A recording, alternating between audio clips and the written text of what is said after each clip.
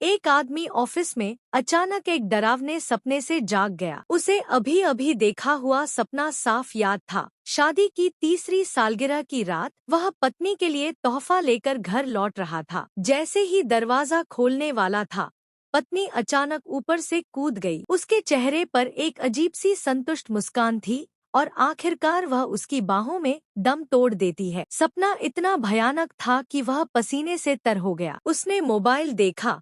उसी दिन दोपहर के 1 बजे थे। उसका दिल घबराने लगा। तभी पत्नी का वीडियो कॉल आया। उसने तुरंत कॉल उठाया। सामने पत्नी को सुरक्षित देखकर उसने राहत की सांस ली और कहा कि वह ऑफिस से लौटकर साथ में सालगिरह मनाएगा। यह सोचकर कि वह सिर्फ एक बुरा सपना था, उसने फोन रख दिया। लेकिन रात को जब वह घर लौटा और दरवाजा खोलने लगा तो वही सब सच में होने लगा। पत्नी ने सचमुच छलांग लगा दी और खून उसके हाथों पर आ गिरा। वह टूट गया।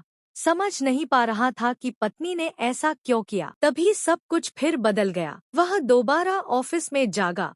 फिर वही दोपहर का 1 बजा था। इस बार उसने बिना देर किए घर की ओर दौड़ लगा दी। घर पहुंचते ही उसने देखा कि पत्नी एक जेब घड़ी पकड़े चुपचाप रो रही थी। उसे देखते ही उसने घड़ी छिपा ली, लेकिन आदमी ने उस पर ध्यान नहीं दिया। वह भागकर पत्नी के पास गया और पूछा, क्या तुम फिर से खुद को नुकसान पहुंचाने के बारे में सोच रही हो? पत्नी ने उसे डांटते हुए कहा कि वह बेकार की बातें क्यों सोच रहा है। उसने याद दिलाया कि शादी के दिन उसने कहा था कि वे हमेशा साथ रहेंगे। आदमी ने विश्वास किया। पत्नी ने कहा कि वह उसके लिए पानी भर देती है, वह आराम से नहा ले और बेवजह चिंता न करे। आदमी को लगा कि उसने पत्नी को बचा लिया है, लेकिन आधे घंटे बाद भी वह बाहर नहीं आई। उसने दरवाजा खटखटाया, कोई जवाब नहीं मिला। दरवाजा खोलते ही वह हैरान रह गया। पत्नी ने फिर एक अलग तरीके से अपनी जान ले ली थी। समय फिर दोपहर 1 बजे पर लौट आया। अब उसे समझ आया कि हर बार पत्नी के मरने के बाद समय रीसेट हो जाता है। इस बार वह हर हाल में उसे बचाना चाहता था। वह तुरंत घर लौटा।